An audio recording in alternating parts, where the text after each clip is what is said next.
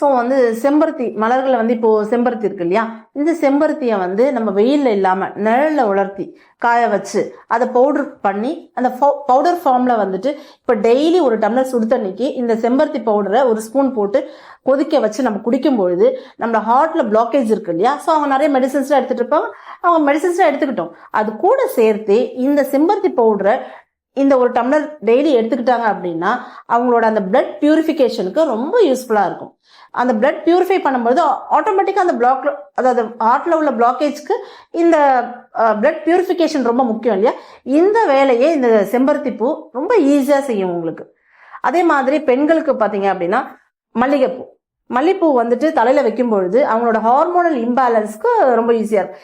எந்த பெண்கள்லாம் ராத்திரி தூங்கும் பொழுது மல்லிப்பூ வச்சுட்டு தூங்குறாங்களோ அவங்களுக்கு இந்த ஹார்மோனல் இம்பேலன்ஸ் அப்படிங்கிற பிரச்சனையில இருந்து அவங்க வெளியில வர யூஸ்ஃபுல்லா இருக்கும். நல்ல ஒரு தூக்கமும் அவங்களுக்கு கிடைக்கும். இந்த பெண்கள் வந்து நிறைய விஷயங்களை வந்து அவங்க ஆஃப்டர் மேரேஜ்க்கு அப்புறம் நிறைய ஹார்மோன் இம்பேலன்ஸ் அவங்க ஃபேஸ் பண்ண வேண்டியது இருக்கும். பிகாஸ் அவங்க பிரெக்னன்ட், அதுக்கப்புறம் குழந்தை பிறக்கிறது, அப்புறம் ஃபீட் பண்றது, ஸோ இந்த மாதிரியான விஷயங்கள ஹார்மோன் இம்பேலன்ஸ் இதை வந்து அதாவது மல்லிப்பூ வைக்கும் பொழுது, ஸோ மல்லிப்பூ வைக்கிறதுனால இது ஈஸியாக ஹேண்டில் ஆகுமா அப்படின்னா நிச்சயமாகும். மல்லிப்பூல அந்த மாதிரியான ஒரு தன்மை இருக்கு.